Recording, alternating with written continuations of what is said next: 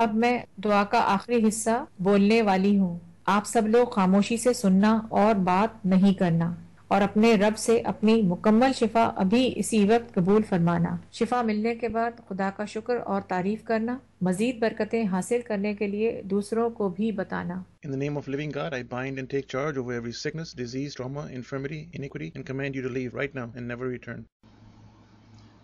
Fanconi anemia. Cast out the spirit of Fanconi anemia. Command healing of all genetic defects. Genes to be healed and to be whole. Command all damages and degeneration caused to be healed. Curse the root of tumor and command it to dissolve. Immune system to operate properly.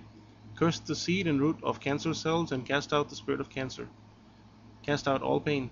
Command electrical and magnetic frequencies to come into harmony and balance.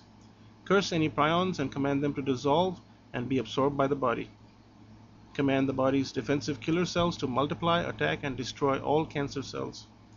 Command healing to any damaged tissues and organs and normal function to be restored.